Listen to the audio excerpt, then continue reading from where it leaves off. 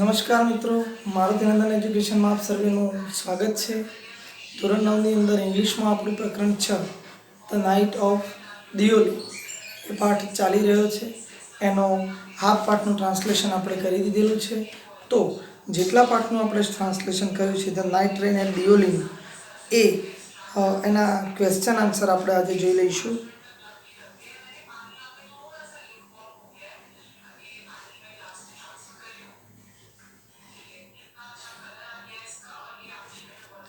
એનો first paragraph છે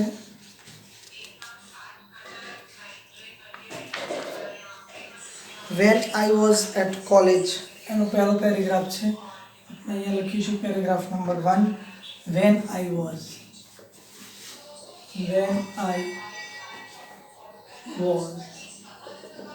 અને એ પેરેગ્રાફ પૂર્ણ થશે તેરાઈ એટલે કે તરાઈ.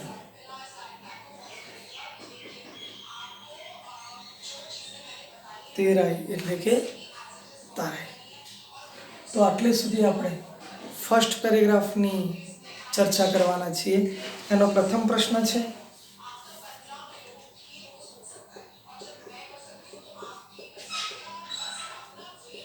ફર્સ્ટ ક્વેશ્ચન છે એનો where did the author spend his summer vacation.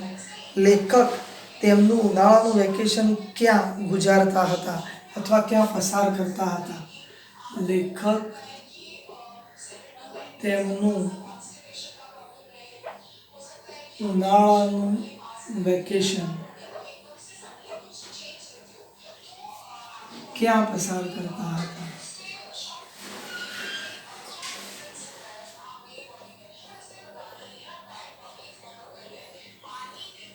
એટલે કે લેખક ઉનાળાના વેકેશનની અંદર ક્યાં જતા હતા. જ્યારે એમનું સ્કૂલિંગ ટાઈમ પૂર્ણ થઈ જાય ત્યાર પછી એ ક્યાં જતા હતા.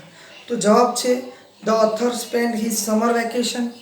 ઓથર એટલે કે લેખક પોતાનું ઉનાળાનું વેકેશન ગુજારતા હતા at his grandmother's place in દહેરા.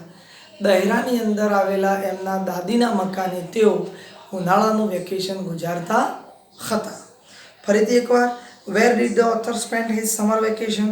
તો the author spend his summer vacation at his mother's place in Dehra. એકદમ ઇઝી છે મિત્રો. Second question when would the author go to Dehra and return from there. લેખક દહેરા ક્યારે જતા હતા અને ક્યારે ત્યાંથી પાછા ફરતા હતા. લેખક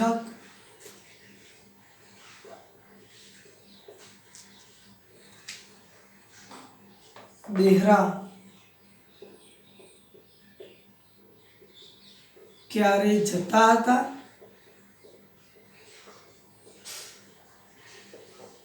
અને ક્યારે પાછા ફરતા હતા. એટલે કે ઉનાળાનો કેટલો સમય લેખક એ એમના દાદીના ઘરે વિતાવતા હતા. તો જોઈએ મિત્રો the author would go to Dehra early in May. મેની શરૂઆતની અંદર તેઓ પહોંચી જતા હતા and return late in July. અને જુલાઈ માસના અંતે લેટ એટલે છેવાડે સૌથી છેલ્લે અંતે પાછા ફરતા હતા. પ્રશ્ન હતો when would the author go to Dehra and return from there. તો the author would go to Dehra early in May and return late in July. એકદમ સરળ છે મિત્રો. જે હોશિયાર વિદ્યાર્થીઓએ સ્પેલિંગ્સ તૈયાર કર્યા હશે, પાઠનું ભાષાંતર વાંચ્યું હશે, કાલે આપણે ચેપ્ટર ચલાવ્યું હતું એમાં ધ્યાન આપ્યું હશે, તો એ સરળતાથી દરેકે દરેક પ્રશ્નનો જવાબ આરામથી આપી શકશે વિધાઉટ એની મિસ્ટેક. એક પણ પ્રકારની ભૂલ વગર એ તમામે તમામ જવાબ આપી શકશે. અહીંયા આપણે ત્રીજો પ્રશ્ન લઈએ.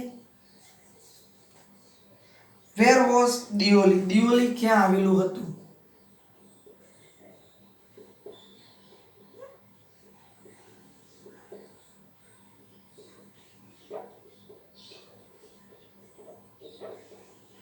દિયોલી ક્યાં આવેલું હતું. Where was Deoli. તો Deoli was about 50 kilometre from Dehra. Deoli એ દહેરાથી કેટલા કિલોમીટર આવે એટલે કે દૂર હતું 50 કિલોમીટર. ઓન ધ બોર્ડર એટલે કે બોર્ડર ઉપર, સીમા ઉપર. ઇફ જો the heavy jungles of the Indian Terai, જ્યાં આગળ તેરાઈના ગીચ જંગલો શરૂ થતા હતા તેની બોર્ડર ઉપર દહેરાથી 50 કિલોમીટર દૂર દિયોલી આવેલું હતું. ફરીથી એકવાર કહી દઉં, Deoli was about 50 kilometres from Dehra on the border if the heavy jungles of the Indian Terai. તો ત્રણે ત્રણ પ્રશ્નો એકદમ ઇઝી છે, તમે સરળતાથી એના જવાબ લખી શકશો. હવે આપણે પેરેગ્રાફ નંબર 2 જોઈએ. પેરેગ્રાફ નંબર 2 ની શરૂઆત થાય છે આઈ ડિસાઇડેડ.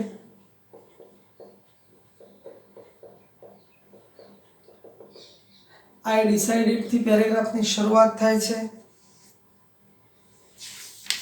અને એ પેરેગ્રાફ પૂર્ણ થાય છે સેલિંગ બાસ્કેટ્સ.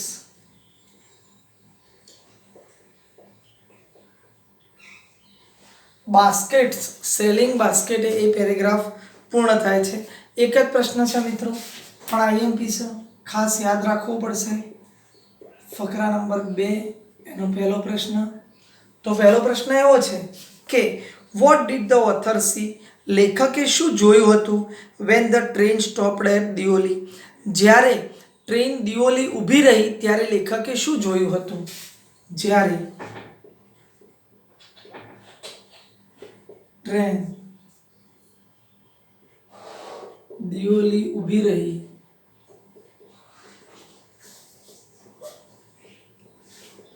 ત્યારે લેખકે શું જોયું હતું. જ્યારે ટ્રેન દિયોલી ઊભી રહી ત્યારે લેખકે શું જોયું હતું. તો when the train stopped at Deoli, જ્યારે ટ્રેન દિયોલી ઊભી રહી, the author saw a girl, લેખકે એક છોકરી જોઈ હતી, હુ વોઝ સેલિંગ બાસ્કેટ, કે જે બાસ્કેટ એટલે કે ટોપલીઓ વેચી રહી હતી, કમિંગ ડાઉન ધ પ્લેટફોર્મ, અને પ્લેટફોર્મની નજીક આવી રહી હતી. જો મિત્રો પ્રશ્ન ઇંગ્લિશમાં કયા પ્રકારનો હતો, વોટ ડીડ, તમારી સમજણ માટે, what did the author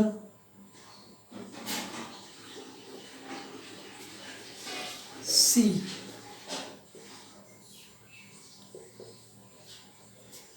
when the train stopped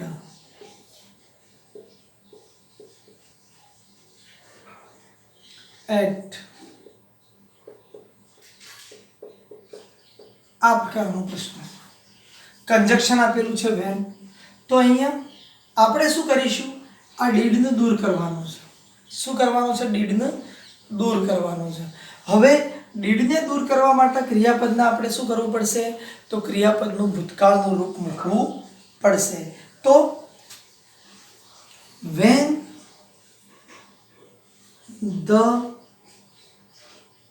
train stopped at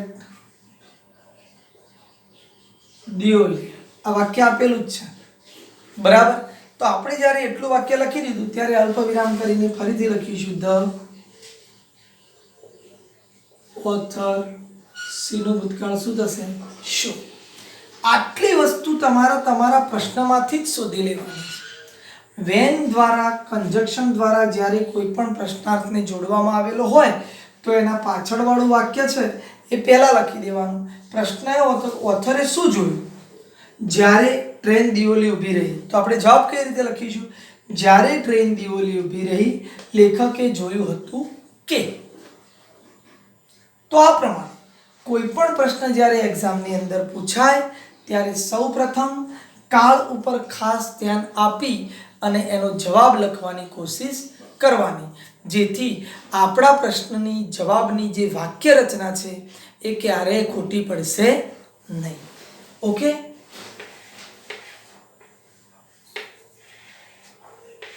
આ લખવાની જરૂર નથી મિત્રો.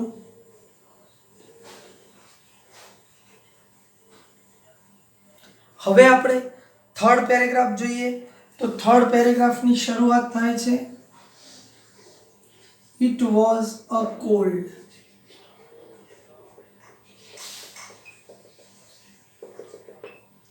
અને એ પૂર્ણ થાય છે ટુવર્ડ્સ મી.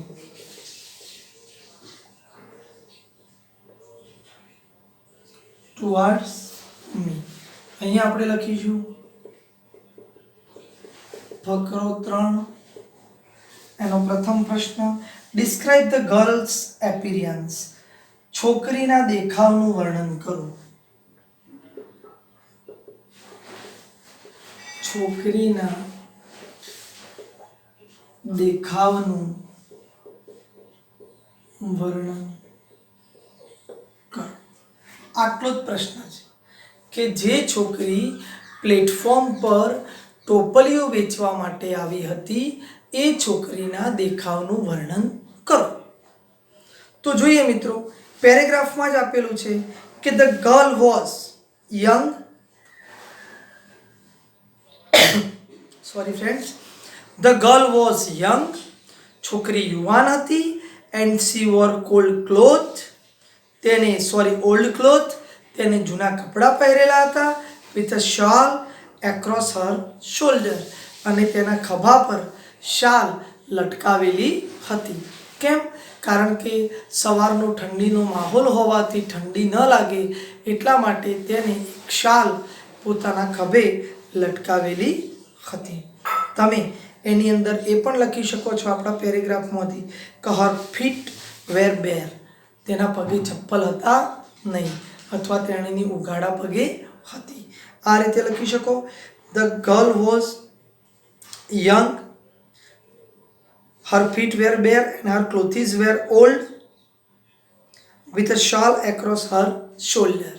તો આ રીતે 4 નાના વાક્યોની અંદર તમે એનું વર્ણન કરી શકો છો, એનો જવાબ લખી શકો છો. ત્યારબાદ આપણે પેરેગ્રાફ નંબર 4 જોઈશું. ચોથા પેરેગ્રાફની શરૂઆત થાય છે when she came,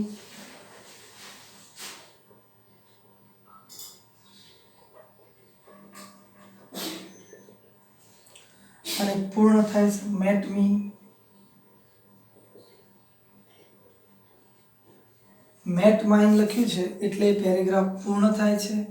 આપણે અહીંયા લખી દઈશું ફકરો 4 એનો પહેલો પ્રશ્ન, what did the author react. લેખકે શી પ્રતિક્રિયા આપી હતી when he saw the girl for the first time. જ્યારે તેઓએ પહેલીવાર છોકરીને જોઈ ત્યારે લેખકે શી પ્રતિક્રિયા આપી હતી. જ્યારે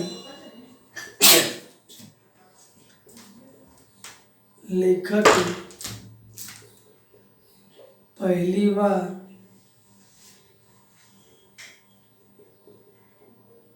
છોકરીને જોઈ ત્યારે શી પ્રતિક્રિયા આપી હતી. જ્યારે લેખકે છોકરીને પ્રથમવાર જોઈ ત્યારે શી પ્રતિક્રિયા આપી હતી. How did the author react. લેખકે કેવું રિએક્ટ કર્યું હતું when he saw the girl for the first time. જ્યારે તેમને છોકરીને પહેલીવાર જોઈ ત્યારે. તો when the author saw the girl for the first time, જ્યારે લેખકે છોકરીને પ્રથમવાર જોઈ ત્યારે he could not stop staring at her. તેઓએ તેના સામે જોવાનું બંધ કર્યું નહીં. સ્ટેર એ શબ્દ ગ્લાન્સનો સમાનાર્થી છે. ની તરફ નજર નાખવી. જ્યારે છોકરીને તેમને ફર્સ્ટ ટાઈમ જોઈ ત્યારે he could not stop staring at her. તેઓએ તેની સામે જોવાનું બંધ કર્યું નહીં અથવા તેની સામે જોતા જ રહ્યા. ત્યારબાદ સેકન્ડ ક્વેશ્ચન છે ડિસ્ક્રાઇબ ધ યંગ ગર્લ. યુવાન છોકરીનું વર્ણન કરો. આ બીજો પ્રશ્ન છે.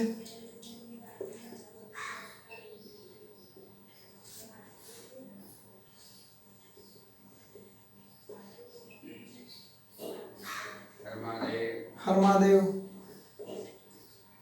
યુવાન છોકરીનું વર્ણન કરો. તો જોઈએ મિત્રો, the girl had a pale skin. એની ચામડી ફીકી હતી, ઝાંખી હતી, બ્લેક હતી. શાઇની બ્લેક હેર, ચમકતા કાળા વાળ હતા એના, એન્ડ ડાર્ક આઈઝ, અને એની કાળી આંખો હતી. આ 3 શબ્દોની અંદર તેણીનું વર્ણન આપવામાં આવેલું છે કે the girl had a pale skin, shiny black hair and dark eyes. Okay friends, હવે આપણે એનો ત્રીજો પ્રશ્ન જોઈએ. What did the girl see? છોકરીએ શું જોયું હતું? What did she pretend? તે કેવો ઢોંગ કરતી હતી?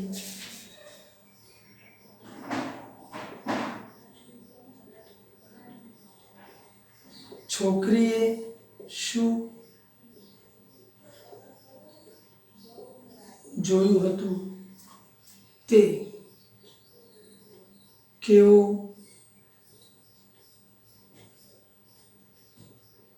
ઢોંગ કરતી હતી? પ્રિટેન્ડ એટલે ઢોંગ કરવું. જાણી બૂજીને કોઈ પણ કાર્ય કરવાનું હોય તો એના માટે આપણે પ્રિટેન્ડ શબ્દ વાપરી શકીએ છીએ. એટલે આપણે આપણી જાતને અજાણ્યા માનતા હોય પણ હકીકતની અંદર એ પ્રિટેન્ડ હોય. પ્રિટેન્ડ હોય એટલે ઢોંગ હોય. તો પ્રશ્ન આવો હતો, vote did the girl C? Vote did she pretend? તો જવાબ જોઈએ મિત્રો. ધ ગર્લ શો ધેટ, છોકરીએ જોયું હતું કે the author was looking at her intentionally, એટલે કે કોઈ પણ કાર્ય સિદ્ધ કરવા માટે ઇન્ટેન્શનલી જાણીબૂજીને લેખક તેની સામે જોઈ રહ્યા હતા.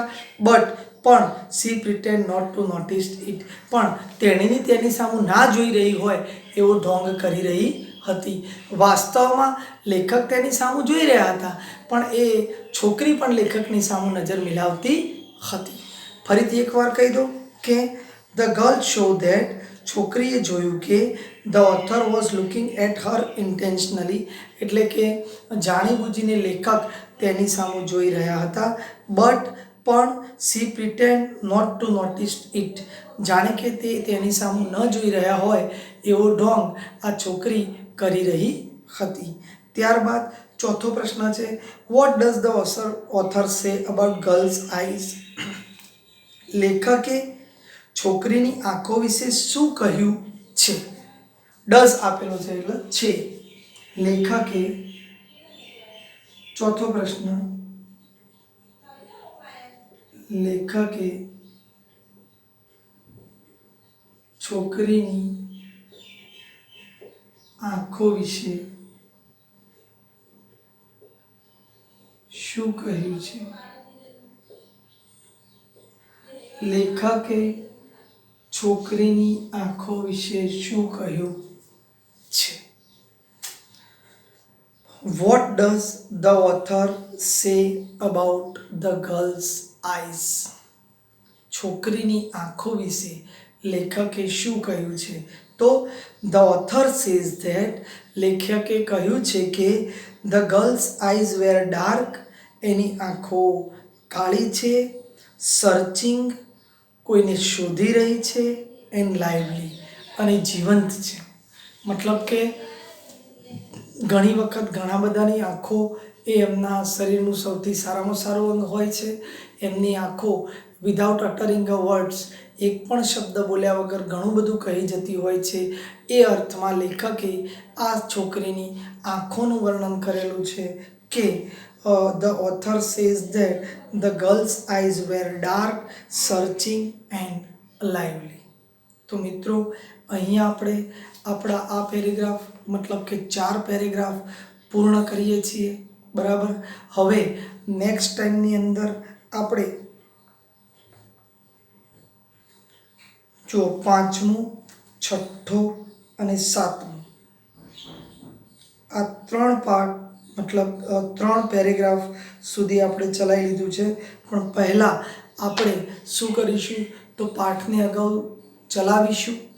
2-3 પેરેગ્રાફ ચલાવ્યા પછી ફરીથી 3-4 ફકરા લઈશું, જેના કારણે તૈયારી કરવામાં તમને સરળતા રહે. જેમ કે આજે આપણે આ 4 પેરેગ્રાફ ચલાવ્યા તો 4 પેરેગ્રાફના 10 પ્રશ્નો છે તો તમે દિવસ દરમિયાન સારી રીતે આટલા 10 પ્રશ્નો તૈયાર કરી શકો. આપણા અભ્યાસક્રમો મિત્રો આપણે બરાબર ચાલી રહ્યા છીએ. બરાબર કે અત્યારે હાલ પેરેગ્રાફ લેસન નંબર 6 ચાલી રહ્યા છીએ, મતલબ કે જેમ જેમ આપણે આગળ જતા જઈએ છીએ એમ એમ એની તૈયારી તમારે પરફેક્ટ કરતા રહેવી પડશે. અને બીજું કે મહિનામાં એક વખત આગામી 2 પાઠ, દાખલા તરીકે સપ્ટેમ્બર મહિનો ચાલી રહ્યો છે તો સપ્ટેમ્બર મહિનામાં પહેલો, બીજો, ત્રીજો આ 3 પાઠ તમારા રૂટીનની સાથે ક્લિયર કરવાના છે. પછી ઓક્ટોબર મહિનો આવશે એટલે ઓક્ટોબર મહિનામાં આપણો 7મો અને 8મો પાઠ ચાલ્યો દાખલા તરીકે એક મહિના દરમિયાન, તો તમારે ચોથો, પાંચમો અને છઠ્ઠો આ 3 પાઠ ઓક્ટોબર મહિનામાં તૈયાર કરવાના છે. કેમ કે જેમ જેમ આપણે તૈયારી કરતા જઈએ તેમ તેમ પાછળનું ભૂલી ના જતા જઈએ એ રીતે આપણે તૈયારી કરવી પડશે. કેમ કે આ લેસન પૂરો થશે પછી તરત જ visit to the railway station આ પાઠના અંતર્ગત તમને એક એસે ચલાવવામાં આવશે. તો તમારી તૈયારી થોડીક હશે તો ચાલશે પણ ડેઈલી હોવી જોઈએ. તમે જે પ્રમાણે અમે સ્ટડિંગ કરાવી રહ્યા છીએ એ પ્રમાણે જો તમારી તૈયારી અમારી સાથે હશે તો તમે તમારું ધાર્યું પરિણામ મેળવી શકશો. Thank you.